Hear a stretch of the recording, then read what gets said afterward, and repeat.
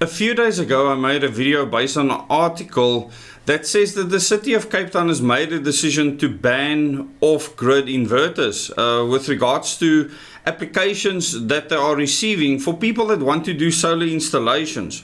Now, the reason why they have done this is because people are concocting all sorts of things that's not off-grid.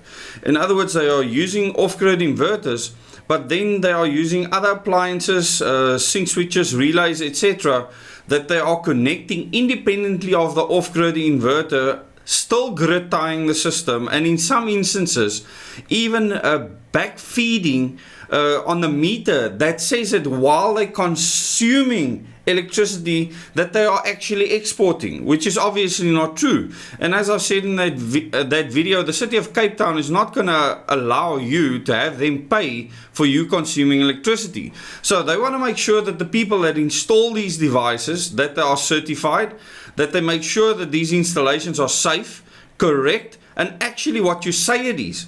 So you might apply for solar on your roof with an off-grid inverter and not disconnect from the city of Cape Town's grid, which is further connected to the Eskom grid.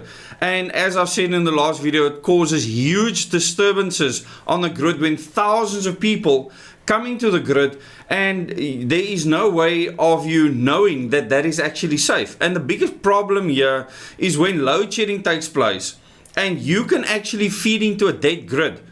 If breakers are isolated at municipal level, at some substation, for work to be done, and your system can feed into the grid, you can electrocute people. So you need to understand that this has to be regulated. It is important that everything electricity related, if you want electricity in your home, that you follow regulations that stop people from being electrocuted in their homes.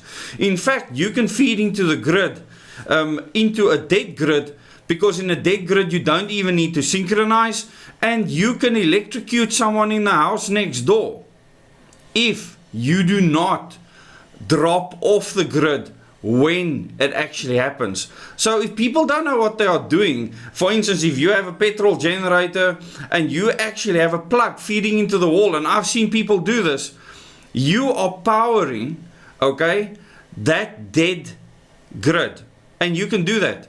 The moment the grid comes back, you can blow up your generator because it won't be synchronized to the grid, as an example. So people do crazy, silly things, and many people in that video that I did understood the problem. Some of them actually read the article.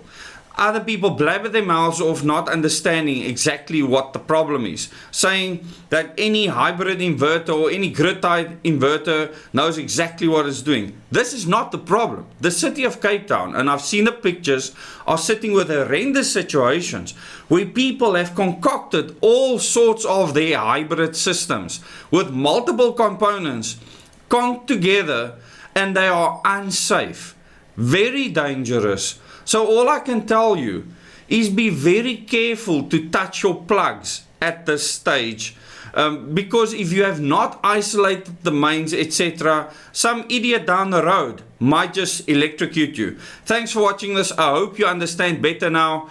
Till the next video.